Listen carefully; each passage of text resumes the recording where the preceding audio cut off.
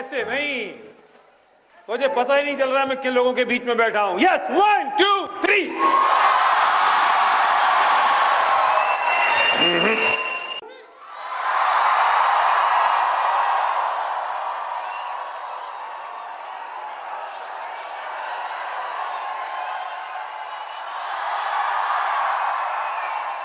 Thank you. अब कुछ बात करने का मजा भी आएगा। मैं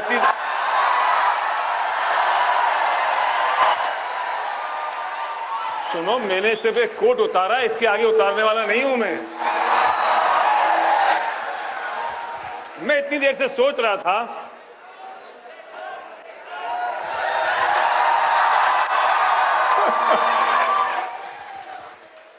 दोस्तों, मेरा नाम एसपी भारल है। मेरा अपना एक बिजनेस है जिसमें मैं लोगों से प्यार करता हूं, लोगों के साथ काम करता हूं और ऐसी कुछ लोगों के साथ ट्रेनिंग करता हूं जैसे आज आपके साथ आया हूं।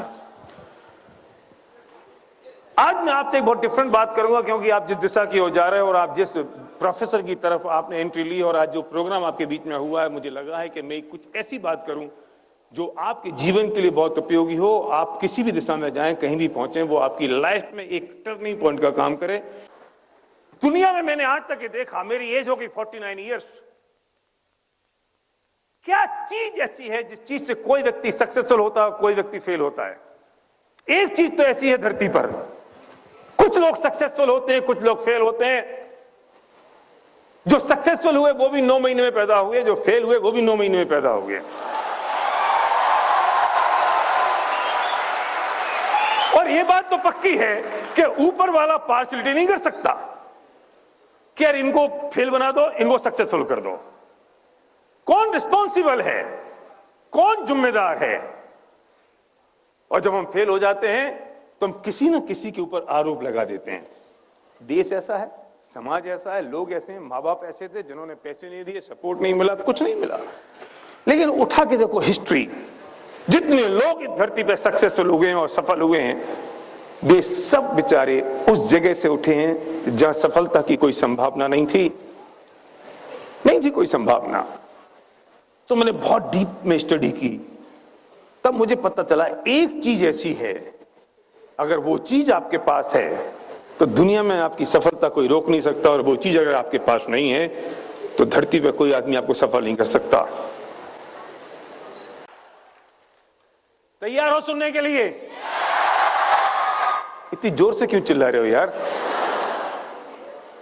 वो एक चीज इतनी इंपॉर्टेंट है, इतनी जरूरी है, जिसका नाम है ड्रीम, सपना। मैं बचपन से सुनते आ रहा था कि ज्यादा ऊंचे सपने नहीं देखने चाहिए क्योंकि कभी पूरे नहीं होते। मैं सुनता आ रहा था कि उतने पैर पसारो जितनी लंबी चादर हो। मैं सुनता आ रहा था कि भाई सपने तो रात के सपने होते हैं, कभी पूरे नहीं होते। सपने क्यों देखना चाहिए? लेकिन आज मैं आपसे बात करूंगा क्यों सपने देखना चाहिए और ये सपने कैसे पूरे होते हैं और सपने क्यों जरूरी हैं, इसकी बात हम आज आपसे करेंगे। क्यों एक आदमी सक्सेसफुल होता है और दूसरा आदमी फेल हो जाता है? आखिर क्यों? एक ही कारण है, जो आदमी सक्सेसफुल होता है उसने जिंदगी में कुछ सपने संजोए हैं, उसके पास एक ड्रीम है, उसके पास एक रीजन है, उसके पास एक कारण है, उसके पास एक वजह है, उसके पास कोई गोल है, कोई टारगेट है, कोई स्ट्रॉन्ग बर्निंग डिजायर है।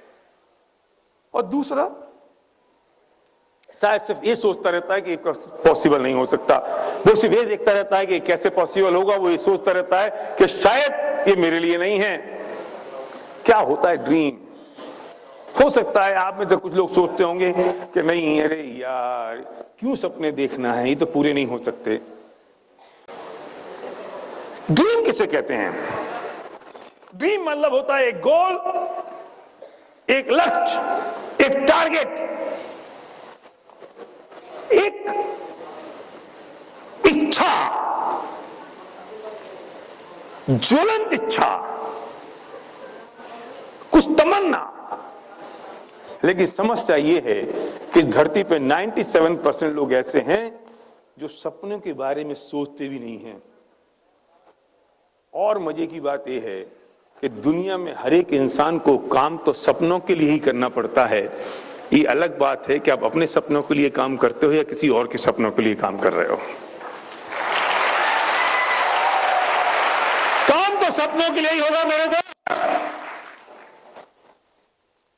कोई अगर प्राइवेट जॉब में तो वो सेठ जी के सपनों के लिए काम करता है, कोई अगर स्टेट गवर्नमेंट की जॉब में तो वो सीएम के सपनों के लिए काम करता है, कोई सेंट्रल गवर्नमेंट है तो पीएम के सपनों के लिए काम करता है, कोई एक मजदूर अगर तसले में ईंट भर के यहां से वहां डाल रहा है तो वो उस आदमी के सपनों के लिए पूरा कर रहा है जिसने मकान बनाने का सपना पूरा किया या सपना देखा।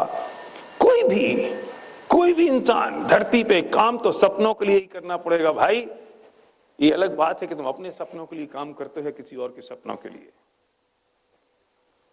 सपने कैसे होने चाहिए, इंपॉर्टेंट ये है।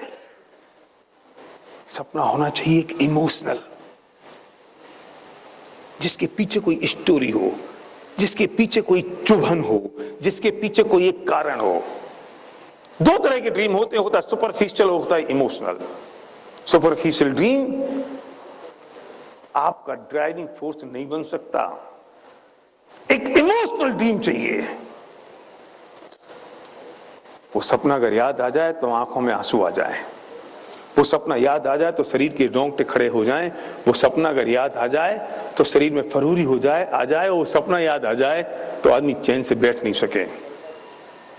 उसे कहते हैं रियल ड्रीम।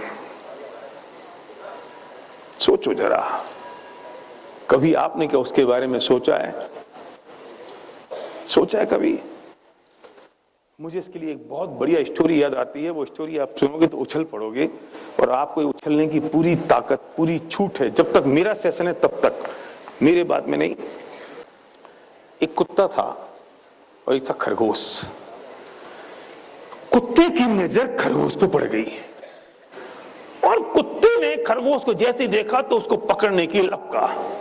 कुत्ता बहुत तेजी के साथ भागा, कुत्ता तेजी से साथ भागा और खरगोश उसी ज्यादा तेजी के साथ भागा। खरगोश भागता जा रहा है, भागता जा रहा है, भागता जा रहा है, भागता जा रहा है, भागता जा रहा है, कुत्ता उसके पीछे भागता जा रहा है, भागता जा रहा है, और वो खरगोश एक छोटे से बिल में जाके घुस गया। कुत्ता उसे नहीं पकड़ पाया। उस बिल में से छोटा सा छेद था। खरगोश ने छेद में से मुंह निकाला। कुत्ते ने हाँफते हाँफते उससे पूछा, खरगोश, मैं तेरे से ताकत में बहुत बड़ा हूं, मैं शरीर से बहुत बड़ा हूं, मैं तेरे से तेज भाग सकता हूं, लेकिन ये क्या हुआ कि मैं तुझे पकड़ नहीं पाया? खरगोश की आंखों में आंसू थे और उसने डबडबाई आंखों से कहा, कुत्ते भाई, तुम अपने लंच के लिए दौड़ रहे थे और मैं अपनी लाइफ के लिए दौड़ रहा था।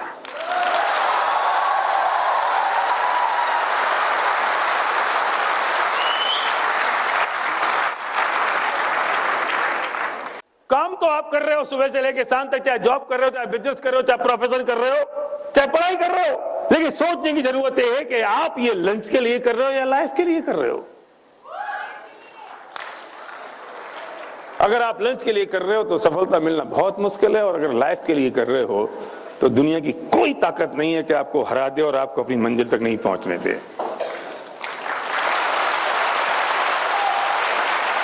कुछ बच्चे ऐसे होंगे वो इसलिए पढ़ाई कर रहे होंगे क्योंकि उनके पिताजी ने धक्का मार के भेज दिया होगा, कुछ नहीं करते होना तो चल नर्स बन जा। और कुछ ऐसे होंगे जिनके पास एक स्ट्रॉन्ग ड्रीम होगा, एक स्ट्रॉन्ग बर्निंग डिजायर होगी कि मुझे नर्सिंग कोर्स क्यों करना है और मैं करके क्या करने वाला हूं। योग्यता से ज्यादा फर्क नहीं पड़ता भाई। मैं कहता हूं कि परिश्रम और लगन योग्यता पर भारी पड़ जाती है। अगर किसी के पास परिश्रम है और उसके पास एक लगन है और किसी दूसरे के पास योग्यता है तो परिश्रम और लगन योग्यता पर भारी पड़ जाती है। ड्रीम चाहिए एक स्ट्रॉन्ग, पावरफुल, अपना होना चाहिए खुद का पर्सनल ड्रीम। मेरी एक बुक है मेरी जिसका नाम है 18 चैप्टर्स। मैं जब बुक लिख रहा था जोगिंदर जी तो मैं सोच रहा था ड्रीम की डेफिनेशन क्या है। मैं बहुत सोचा, मैंने बहुत सोचा, बहुत पढ़ा, पर मुझे कहीं ड्रीम की डेफिनेशन नहीं मिली। आपको कहीं मिले तो मुझे बताना। मुझे 3 दिन लगे उस ड्रीम की डेफिनेशन को लिखने के लिए, वो मैं आपके साथ शेयर करना चाहता हूं। हर इंसान को काम आने वाली चीजें यहां पर, कि किसे कहते हैं आखिर ड्रीम, सपना होता क्या है। वो परिभाषा आपकी समझ में आए तो फिर आप एक बार उछलना, आपके उछलने से मुझे समझ में आएगा, आपकी तालियों की गड़गड़ाहट से मुझे समझ में आएगा कि आपको ये बात समझ में आई है। वर्तमान में, मैं ड्रीम परिभाषा की बात कर रहा हूं, ड्रीम की, वर्तमान में असंभव सी दिखाई देने वाली चीज, मैम वर्तमान में मतलब अभी, इस वक्त, एट प्रेजेंट, असंभव नहीं, असंभव सी। अगर चीजें असंभव होती तो कभी पूरी नहीं हो सकती थी दोस्त। चीजें असंभव नहीं होती हैं, असंभव सी दिखाई देती हैं, क्योंकि कभी तो वो संभव हो जाती हैं। मैं प्रूव करूंगा अभी थोड़ी देर में यहीं पर। वर्तमान में असंभव सी दिखाई देने वाली चीज के बारे में सोचना, वो है सपना।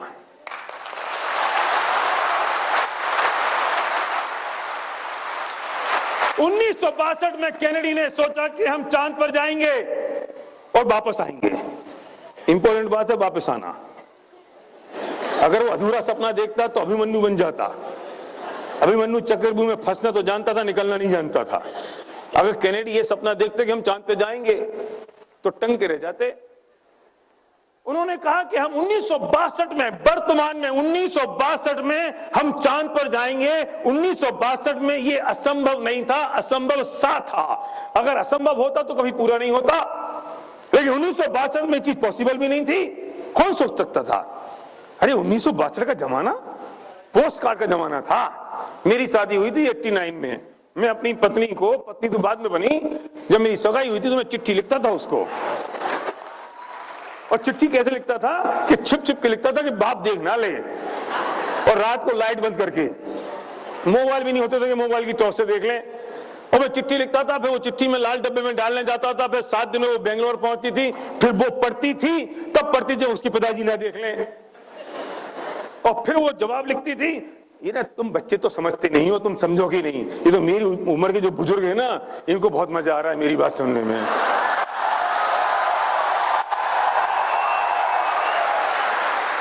अरे बेटा 1 महीना लगता था। यहां से मैं चिट्ठी लिखता था, उसके पास जाती थी, वो पढ़ती थी, वो लिखती थी, फिर मौका निकाल के लाल डब्बे में डालने जाती थी। फिर मेरे पास आती थी तो मैं ढूंढता था कि चिट्ठी आई है, आई है। 1 महीना लगता था। अरे आज की जनरेशन क्या है साहब, ये व्हाट्सएप का जमाना है। लड़की ने भेजा हाय, लड़का बोलता है हु। और अगर लड़के ने भेजा हाय और लड़की हु भेजने में 5 मिनट लग जाए, लड़का कहता है अभी चक्कर क्या है, तू मुझे अपना फोटो भेज, सेल्फी भेज, तू किसके साथ है। ये व्हाट्सएप का जमाना है, हमारा पोस्ट कार्ड का जमाना था। और 1962 में केनेडी ने सोचा चांद पर जाएंगे। पोस्ट कार्ड के जमाने में असंभव सा था, लेकिन केनेडी ने सोचा। और जब वो केनेडी ने सोचा तो केनेडी का सपना बना, और सपना बना तो पूरा हुआ। भारत का सपना क्यों नहीं बना? भारत क्यों नहीं गया चांद पर 1962 में? क्योंकि भारत ने सोचा ही नहीं। भारत सोच लेता तो भारत का बन जाता। एडिसन हुआ है, उसने सोचा कि अगर रात दिन की रोशनी रात को भी हो सकती है। नहीं सोचा कि यार जो दिन में रोशनी है वो रात को हो सकती है। कैसे होगी पता नहीं, मालूम नहीं कैसे होगी, आई डोंट नो, पर हो सकती है। सोचा। कब सोचा? जब ये असंभव सा था, seemed to be impossible। Edison ने सोचा तो उसने बिजली बनाई। एसपी भारवेल भी बिजली बना सकता था, लेकिन मैंने सोचा ही नहीं। नरेंद्र मोदी जी प्रधानमंत्री बने, ये पहले प्रधानमंत्री बने या पहले सोचा? नहीं, पहले बन गए होंगे, बाद में सोचा होगा अच्छा है मैं पीएम बन गया। जब वो प्रधानमंत्री बने तो उनसे पहली बार ये पूछा गया कि आपको कैसा लग रहा है, पत्रकारों ने, तो उन्होंने कहा आपके लिए नई चीज होगी, लेकिन मैं तो ये चीज कई बार देख चुका हूं का मतलब मैं विजुलाइज कर चुका हूं कि now I am the PM of the country. उनने पहले सोचा या पहले बने? और राहुल गांधी प्रधानमंत्री क्यों नहीं बने? उन्होंने सोचा ही नहीं।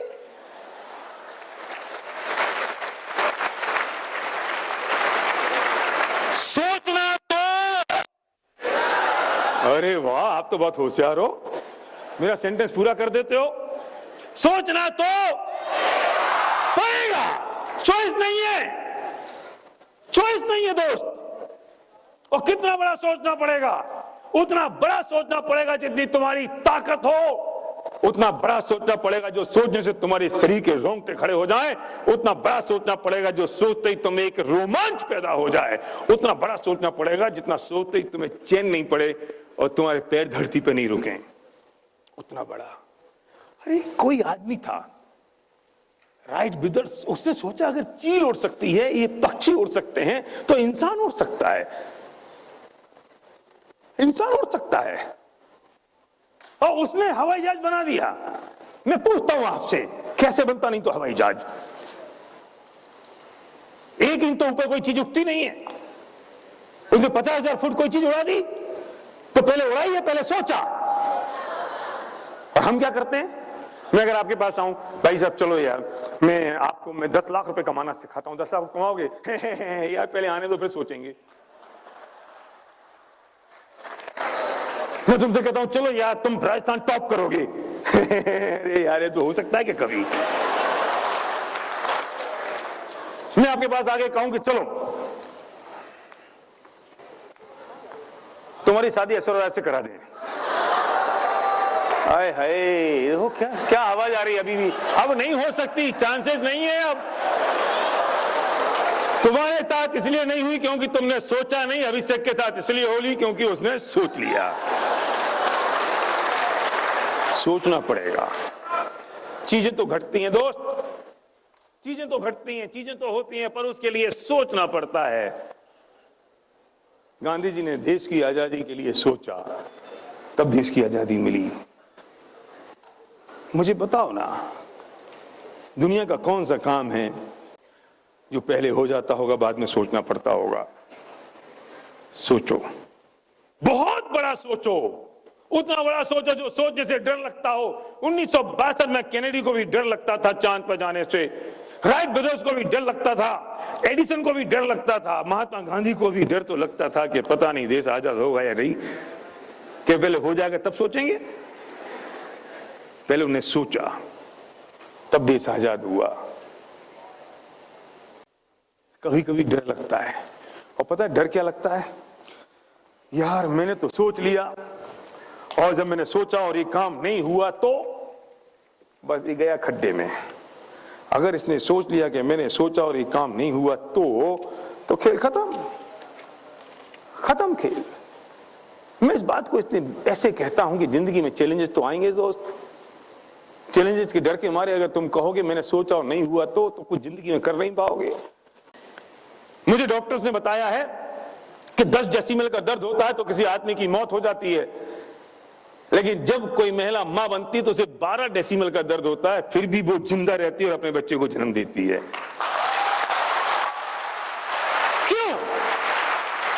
क्यों? अरे कितना मुश्किल है कि एक इंसान अपने अंदर पेट में दूसरे इंसान को पाल कर रखे और 9 महीने तक उसको केयर करे। वो बच्चा कभी लात मारता है, वो कभी सिर मारता है। ये तो उस माँ से पूछो जो माँ उस बच्चे को अपने पेट में रखती है।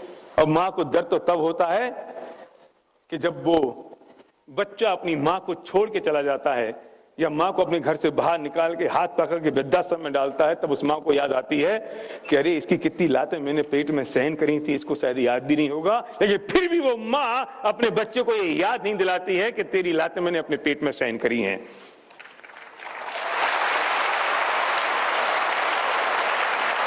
नौ महीने तक कितनी पीड़ा उठाती है वो, सोचो जरा, कितना दर्द उठाती है। कभी उल्टी करने की इच्छा होती है, कभी मिट्टी खाने की इच्छा होती है, कभी जी उमछाता है, कभी परेशान होती है। और जब रात को अपने कमरे में आती है ना, थकी हारी, चकनाचूर, तो उसके कमरे में एक पोस्टर होता है बहुत खूबसूरत से नन्हे मुन्ने प्यारे से बच्चे का।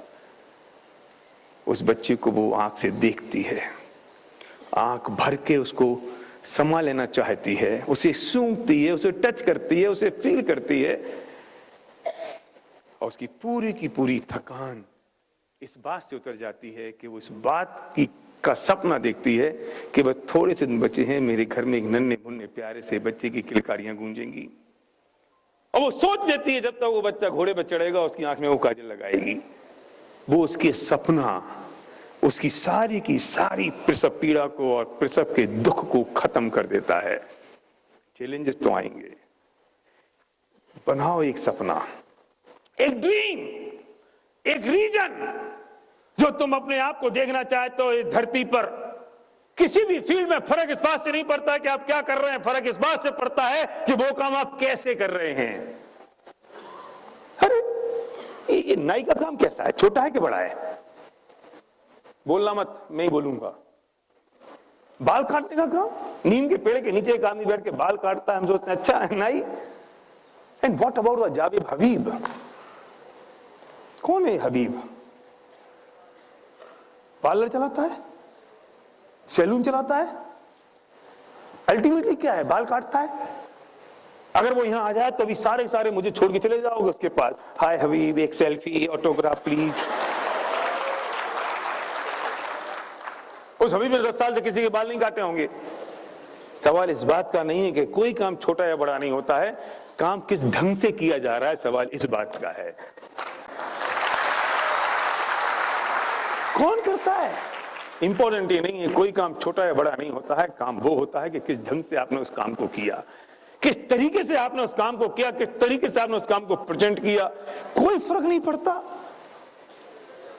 ड्रीम क्या है, सोचा क्या है, आपका लास्ट एंड स्टेज क्या है, आप किसे विजुअलाइज कर रहे हो, ये चीज सबसे इंपॉर्टेंट और सबसे बड़ी है। इसलिए